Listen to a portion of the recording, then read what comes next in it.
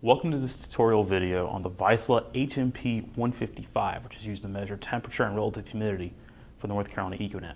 At the end of this module, you should be able to do three things. One, understand the principles of how this sensor measures temperature and relative humidity.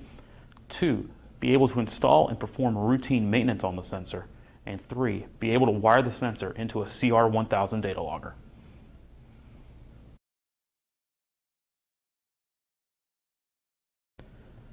The Vaisala HMP155 is a temperature and relative humidity probe used by the ECONet.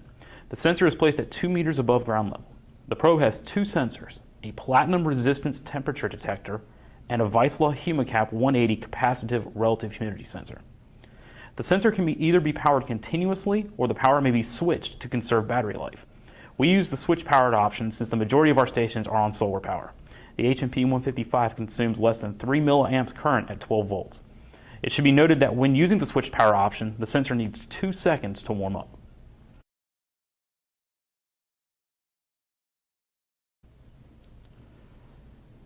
Alright, so if you ever have to install one, it's going to come in three parts. One is the radiation plate, two is the actual cable connector, and three is the sensor itself, which is in this box right here. So when I open the box, you'll notice the sensor is located in here along with a protective cap and a sensor cover, a cable cover basically. So to install, all you have to do is take the sensor out. You want to take the sensor cover off, pull the sensor through the box, as so. What you're then going to want to do is before you actually connect it to the cable itself, you're going to want to run the sensor cable cover through the cable, starting at the wires. So do that right here. So I'm going to go ahead and run that through. Leave it there for now. Now we're going to connect the sensor. It's important that you try not to touch the top of the sensor because that's where the measurements are taking, and any contamination will not only alter your results, but it could damage the sensor. So, okay, that's connected. Now what you're going to want to do is you're going to take the bottom of this radiation plate. There's a little screw right here. If you unscrew it, it comes off. What I like to do is I like to go ahead and put that over the top of the sensor. You're going to want to push it all the way down until it goes to the bottom, like so. Then you're going to insert the sensor into the radiation shield. Screw to tighten.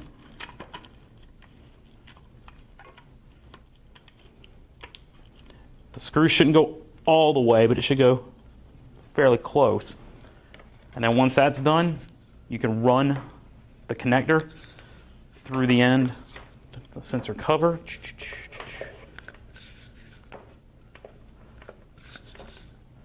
All the way through. Now what you're going to want to do is you're going to, like I said, it's just there to protect the connector.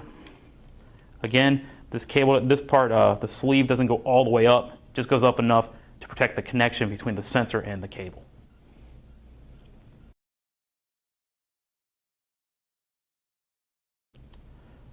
So when it's fully installed, the HMP155 should look like this. The reason why we put the sensor in the radiation plate is so that we can get an accurate reading of air temperature as the air goes through the slats in this radiation shield. It's also white so it can reflect sunlight and give us a more accurate reading of temperature. If this was darker or if there weren't any slats in, your air temperature readings would be much higher and your relative humidity readings would most likely be much lower. So that's why we need to put these inside the radiation shield. So like I said, once it's all installed, like we have right here, we're ready to wire it into a data logger.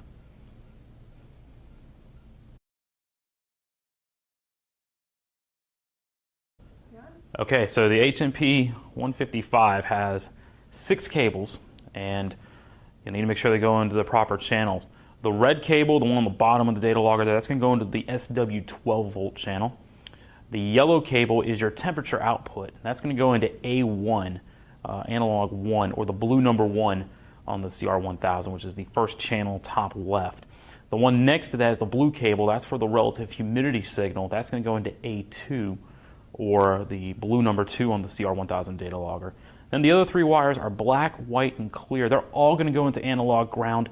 In the example here on the video, I have them next to the channels A1 and A2. Against personal preference, you can put them in any analog ground channel on the data logger, and it will still function properly.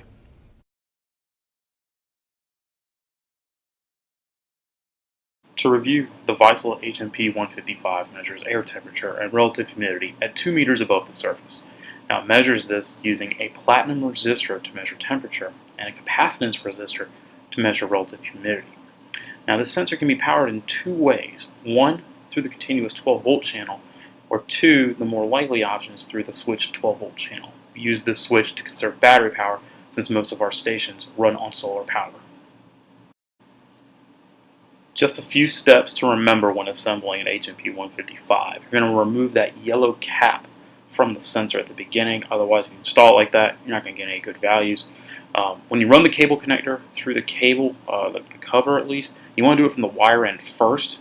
It doesn't fit the other way, so there's only one option there. When you connect the cable to the bottom of the sensor, it's a 9-pin connector, so it should just be one way. Don't try to force it in any other way. When you install it through the radiation shield, hand tighten. No need to use pliers. Just screw it until it tightens. And then you need to cover the connection between the sensor and the cable with the cable connector cover. Alright, here's the wiring diagram for the HMP155 when you have to wire one into a CR1000 data logger. Remember, the red wire is our power supply. It's going to go in the switched 12-volt channel. The yellow and the blue wires are our outputs for temperature and relative humidity respectively. They're both going to go into analog channels, the yellow to A1, the blue to A2. Black, white, and clear are our analog ground because they're either signal grounds or shield cables. I like to put them in the same analog ground channel. You can do that. It's usually the analog ground right next to A2. That way all the wires are relatively close to each other.